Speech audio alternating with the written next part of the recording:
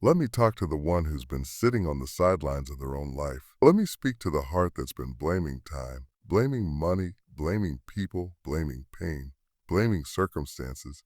No more excuses. You have cried long enough, prayed long enough, waited long enough. This is not the season for excuses.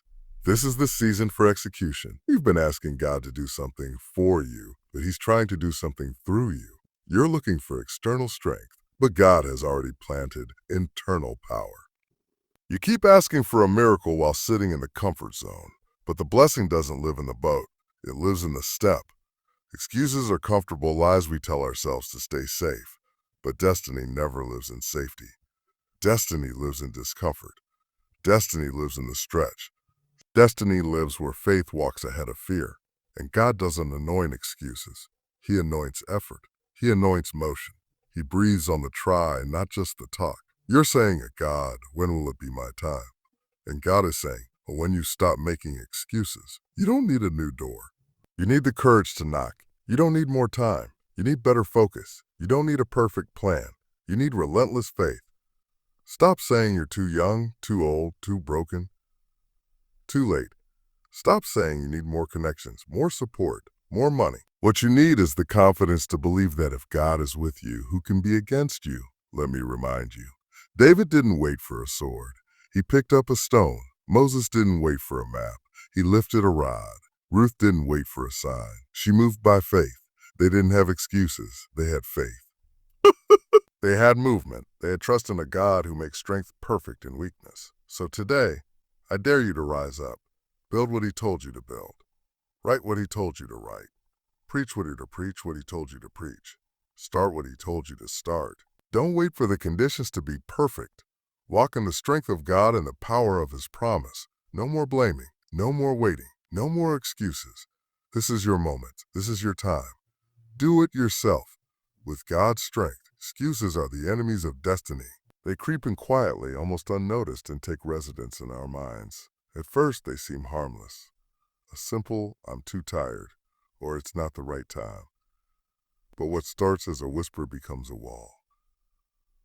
A wall that stands between where you are and where you're meant to be. Excuses don't just delay action, they sabotage purpose. Every time you give in to an excuse, you take a step back from your calling.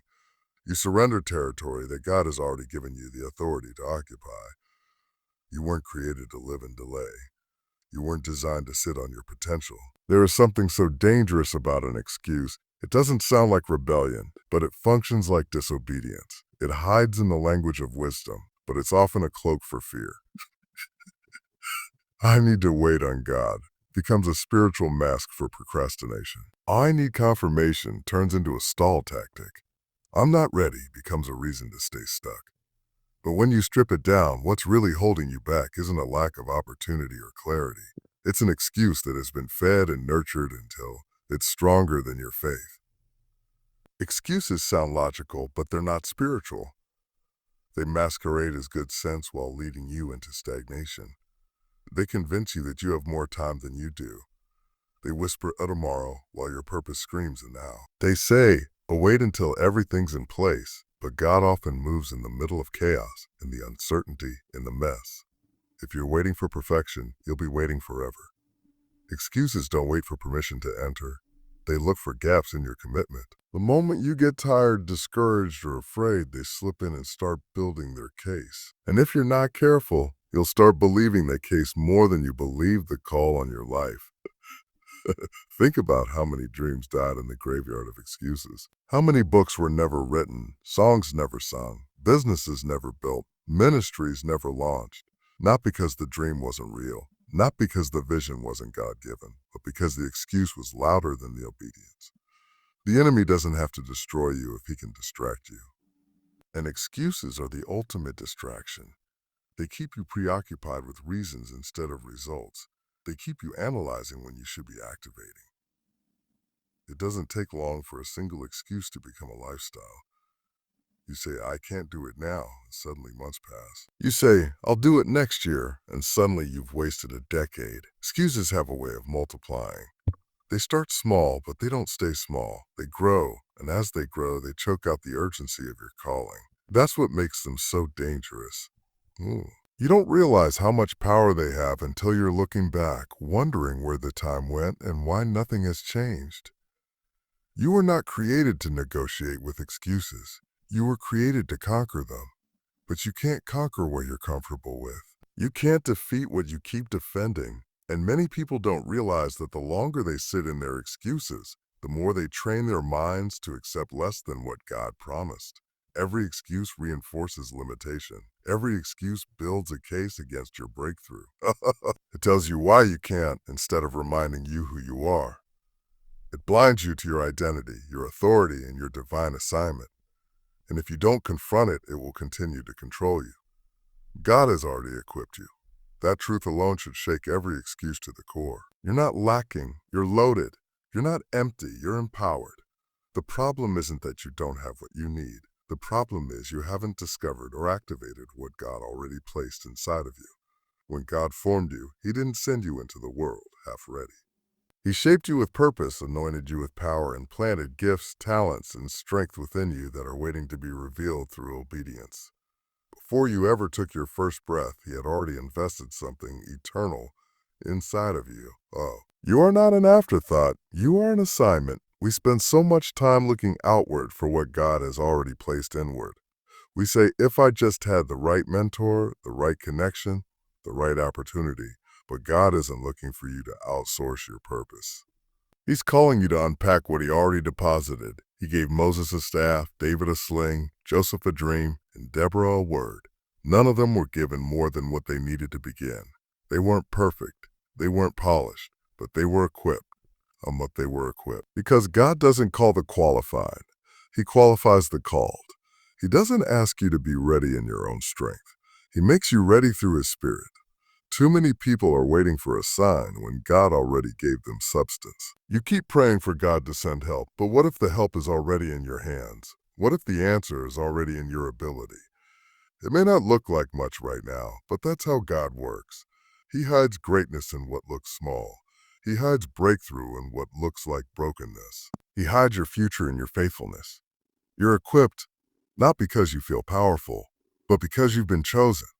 And when God chooses someone, He never leaves them without the resources to carry out their purpose. The enemy wants to blind you to your divine resources. He wants you to feel inadequate so you'll stay inactive. He wants you to focus on your weakness so you'll forget your weapon. But you've got something inside of you that hell can't stop. The Spirit of God has empowered you with courage, wisdom, endurance, creativity, resilience. It's not about being the most talented.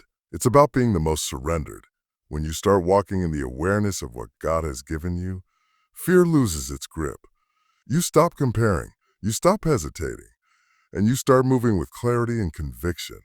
You don't have to borrow anyone else's blueprint. You don't need someone else's permission. God has given you your assignment, your tools, and your strategy. He didn't design you to imitate. He designed you to initiate. Stop disqualifying yourself based on what you think you lack. You don't lack anything. You just haven't looked deep enough. Every struggle you've been through, every season of pain, every quiet night of prayer, those were not wasted moments. They were deposits. God was building a reservoir in you. And now He's waiting for you to draw from it. You may feel unprepared because your process didn't look like someone else's. But preparation isn't always pretty. Sometimes it looks like being rejected. Sometimes it looks like failing forward. Sometimes it looks like stretching when you feel like snapping. But in every moment, God was sharpening something in you. Your discernment, your discipline, your endurance. And now He's saying, you've got what it takes. Not because you feel ready, but because He prepared you. Faith requires action. This is one of the most vital truths you need to grasp if you're ever going to move from where you are to where God is calling you. Faith isn't passive. It isn't just something you say or think. It's something you do. It's the belief that when God gives you a vision, He expects you to step into that vision with both feet, even when the path isn't clear. The Bible says faith without works is dead. You can believe all day long, but if you don't take action on what you believe, nothing will change. Faith is the ignition, but action is the fuel that keeps the engine running. Without both, you'll remain stuck in neutral. You might be sitting there, waiting for everything to fall into place before you move. But that's not how faith works. God doesn't often give you the entire picture up front. He gives you just enough light to take the next step. Abraham didn't see the destination when God told him to leave his country. He just obeyed and started walking. Peter didn't know how to walk on water when Jesus called him, but he stepped out anyway. They didn't have all the answers, they didn't have a roadmap, but they had faith, and that faith moved them to action. Without that first step, there's no journey. Without movement, there's no miracle. Some of you are standing still, waiting for a divine intervention to make everything clear. But God is waiting on you to move. He's waiting for you to trust Him enough to take that step. You say, I'll go when I know for sure. But God is saying, go and I'll show you the way. The road doesn't open up until you start walking. The provision doesn't come until you make the move. You're not waiting on God. He's waiting on you to believe in what He's already placed inside of you and to start moving in that direction. Every step of faith, no matter how small, opens up more of God's plan. But nothing opens up if you remain stagnant.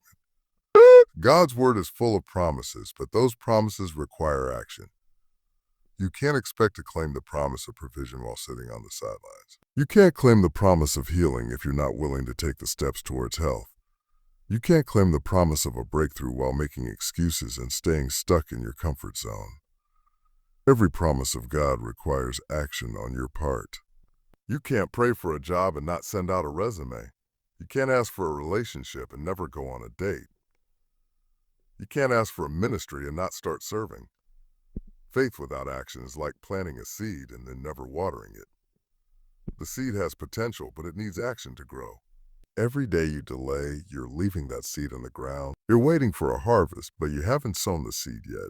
You say, I'm trusting God, but you're not showing up. You're not putting in the work. God has already given you the tools. You just need to pick them up. When you start to take action, even in the smallest things, you open up the flow of God's provision and guidance. You give God something to bless. You might be thinking, but what if I fail? What if it doesn't work out? The question shouldn't be, what if I fail? The real question is, what if I never try? What if you let fear and doubt paralyze you and you never see what God could do through your obedience? What if the thing you're afraid to start is the very thing God is waiting to use to take you to the next level? Don't let fear keep you in a place of inactivity. Don't let uncertainty stop you from moving forward. Faith doesn't eliminate fear. It empowers you to act in spite of it. You might not know how things will unfold, and that's okay. You might not see the entire picture right now. But if you trust God enough to take that first step, He will meet you there. The path may not be clear at first, but with every step of faith, God will show you more. The key to seeing God's hand move in your life is action. Don't wait for things to be perfect. Don't wait for everything to align. Take action now and watch how God moves in the midst of your obedience. Heaven helps the bold. Too often we sit back and wait for God to do everything for us.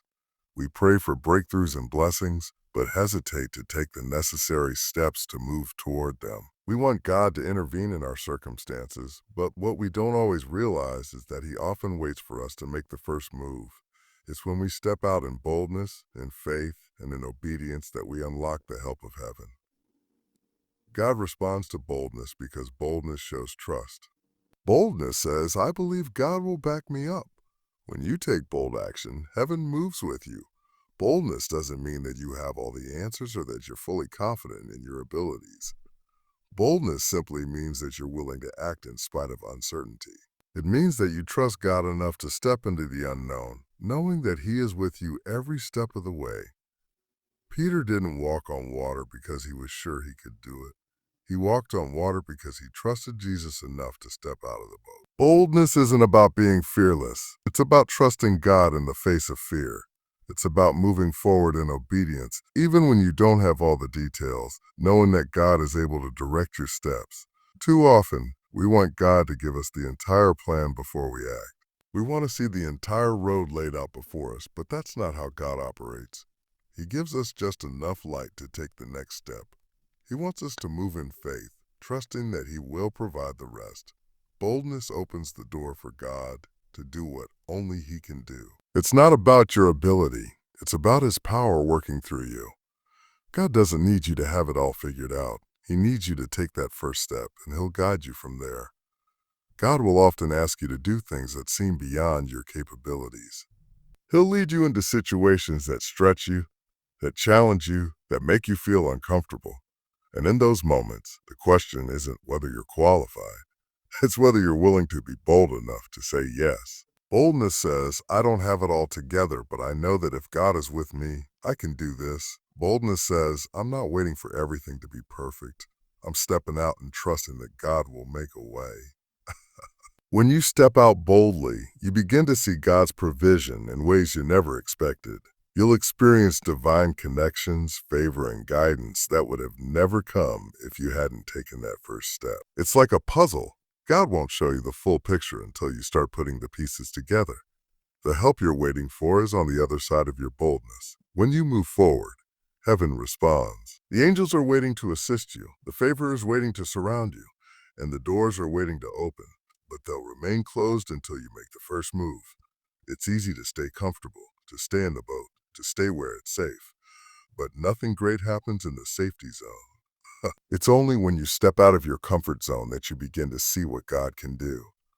Boldness isn't about knowing exactly how things will work out. It's about knowing that God is with you and that His plans for you are good. It's about trusting that if He has called you to something, He will equip you for it. Sometimes God will put a dream in your heart that seems impossible. It may seem too big, too risky, or too out of your reach. But what you have to understand is that God doesn't give you dreams to intimidate you. He gives you dreams to activate your faith. The bigger the dream, the bigger the faith required. And when you take bold action, you open the door for heaven to move in a way that will blow your mind. When you're bold enough to move, you activate the supernatural. God responds to your boldness with His power, His provision, and His favor. Start small, trust big.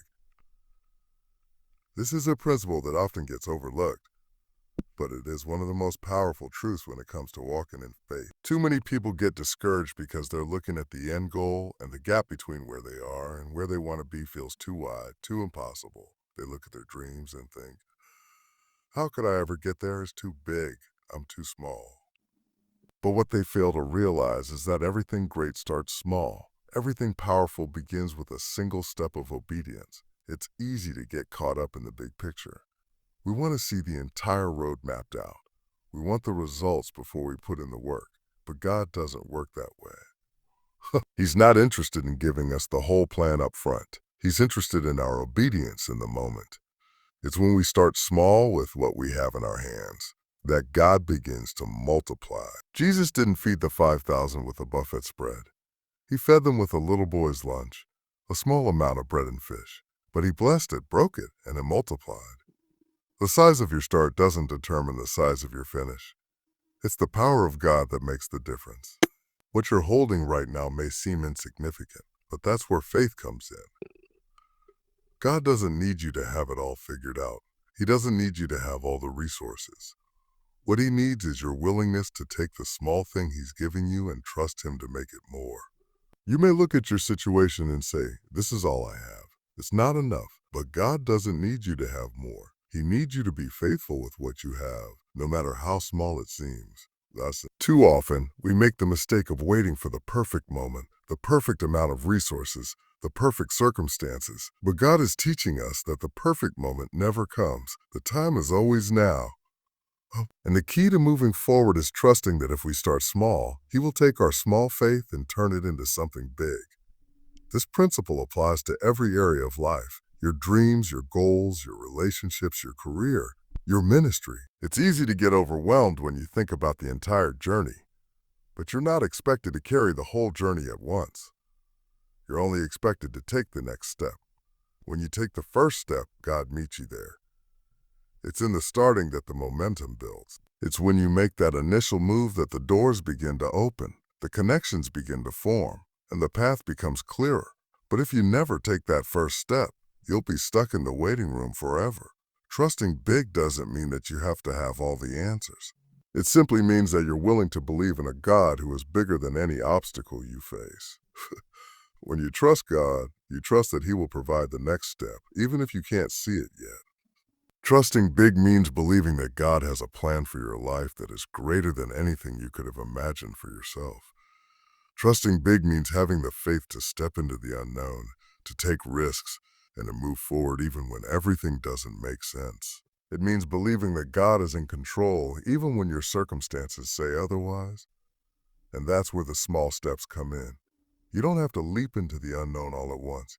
You just have to take the first step, and then the next one, and then the next one after that. With each step, God will make the path clearer. With each step, He will provide the strength you need. And with each step, He will increase your faith. When you start small, you're giving God something to work with. You're giving Him the opportunity to do what only He can do. And in His hands, that small thing becomes something much bigger.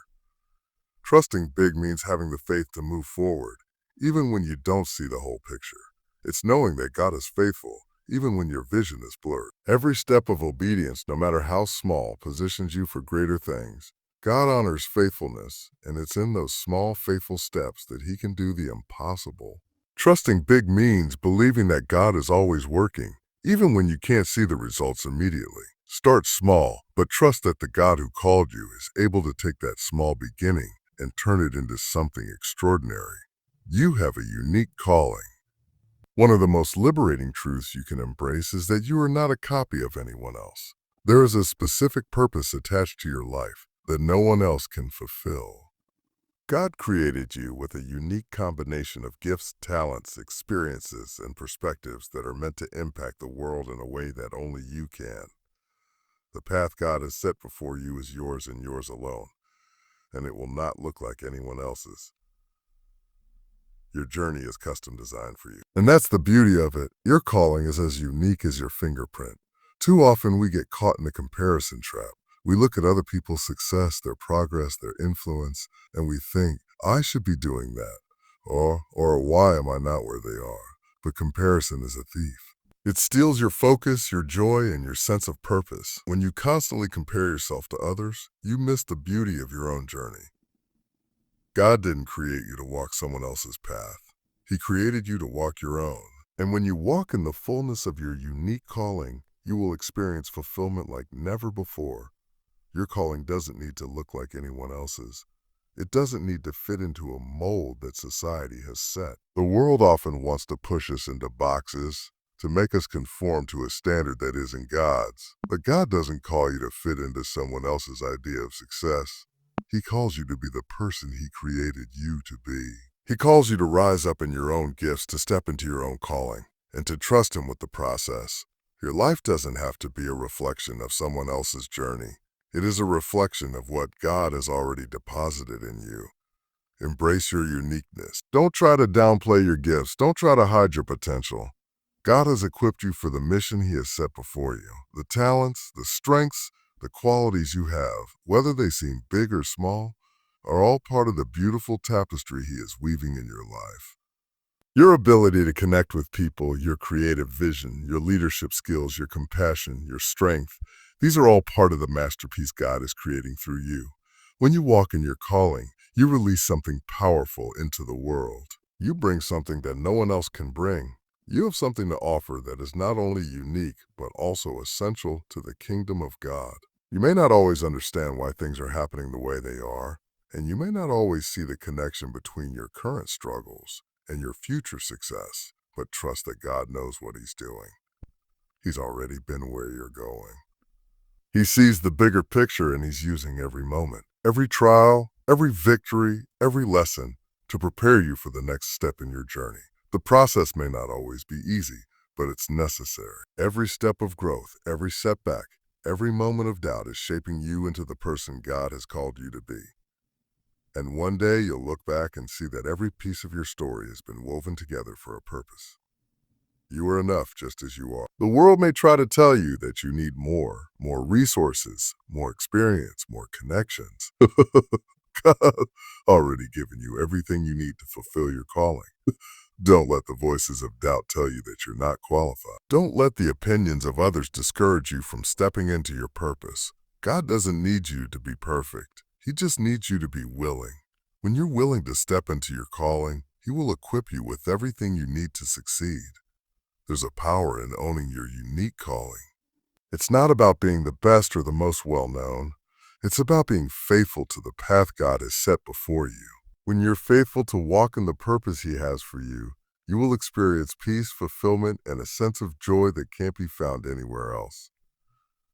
Your calling is a gift, and when you embrace it fully, you will see God do more in your life than you ever imagined. The world is waiting for you to rise up and take your place. Step into the unique calling God has for you and watch how He will use your life to make an impact that no one else can. In conclusion, the journey to fulfilling your purpose requires boldness, faith, and the willingness to embrace the unique calling that God has placed on your life. No more excuses. God has equipped you, and it's time for you to take the first step, no matter how small it seems. Trust that the power you need is already inside of you, ready to be activated. Every move you make in faith unlocks the help of heaven, and every step forward brings you closer to the destiny God has designed just for you. Remember, God doesn't need you to be perfect. He needs you to be faithful and willing to take action. Your path might not always be clear, but trust that as you step out boldly and embrace your uniqueness, God will guide you, provide for you, and multiply your efforts in ways beyond your imagination. There is a divine purpose on your life, and you are fully equipped to walk in it. The world is waiting for you to rise, and with God's strength, you are more than capable of doing it yourself. So, take that step today. No more excuses.